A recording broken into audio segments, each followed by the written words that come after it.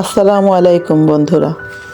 আজ আমি আপনাদের সঙ্গে শেয়ার করতে যাচ্ছি যেভাবে আমি বাসায় রুটি বানাই সেই রুটির রেসিপি। এই জন্য আমি পাত্রে পানি গরম করতে বসিয়ে দিয়েছি।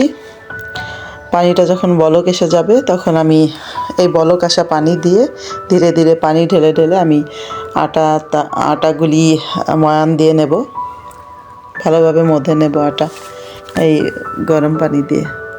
বন্ধুরা, এই পানি গরম করে আটা মধে নেওয়ার পরে যেই রুটি আমরা বানাবো সেই রুটি দাঁতে লাগবে না। আমরা যখন আমাদের আগে মায়েরা দেখেছি তারা আটাকে সিদ্ধ করে রুটি বানায়, কিন্তু সেই রুটি কিছু সময় পর রুটিটা এত নরম হয়ে যায় যে খাওয়ার সময় বিরক্তি ফিল হয়, খাওয়ার সময় মনে হয় দাঁতের সাথে লেগে যায়।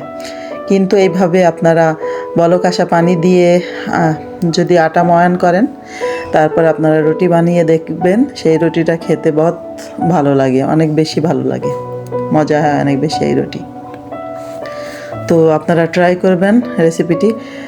আপনারা দেখতে পেয়েছেন আমি যখন আটা ময়ান প্রায় হয়ে এসেছে তখন আমি একটু তেল দিয়ে দিয়েছিলাম।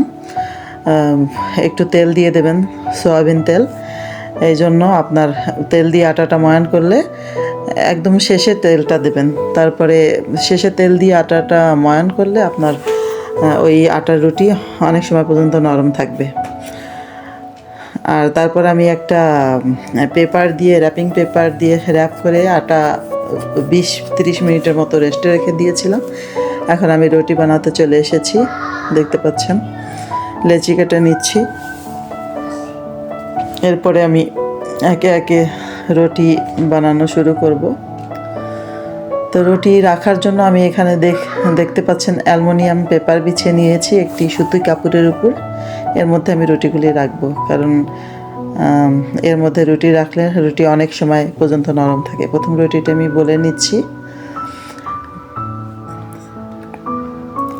আর আপনারা চেষ্টা করবেন অ্যালুমিনিয়াম পেপারের উপর রুটি রাখার জন্য।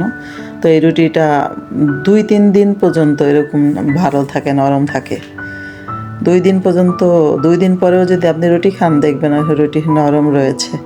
আর সিদ্ধ করা আটা দিয়ে রুটি বানালে যেমন আটাটা একদম দাঁতের সঙ্গে লেগে যায়, বেশি নরম হয়ে যায়, অনেক বেশি নরম হয়ে যায়, এরকম হবে না, কিন্তু রুটি নরম হবে, খেতে অনেক ভালো লাগবে।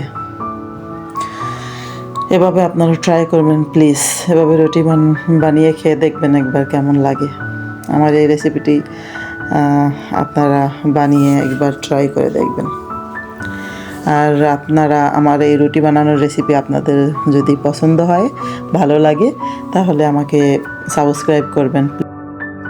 বন্ধুরা, আমি নতুন চ্যানেল খুলেছি, তো আপনারা আমার পাশে থাকবেন প্লিজ প্লিজ। আমাকে সাবস্ক্রাইব করবেন, সাবস্ক্রাইব করে আমার পাশে থেকে আমাকে অনুপ্রেরণা জাগাবেন যেন আমি ভালো ভালো ভিডিও আপনাদেরকে উপহার দিতে পারি। প্লিজ বন্ধুরা, আমার পাশে থাকবেন।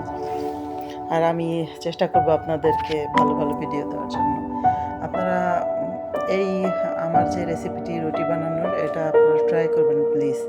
আর একবার এভাবে রুটি বানিয়ে খেয়ে দেখবেন, অনেক ভালো লাগবে আপনাদের। আমি এখন আপনাদেরকে আরেকটি রুটি ভেজে দেখিয়ে দিচ্ছি।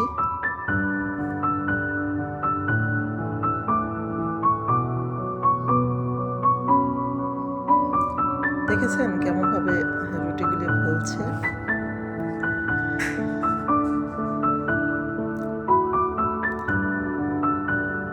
আটা মধা ভালো হলে রুটিও ভালো হয়।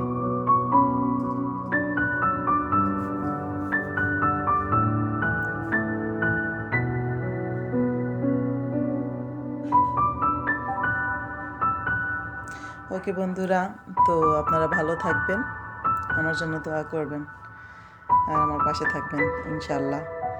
আমিও আপনাদের পাশে থাকবো। আল্লাহ হাফেজ।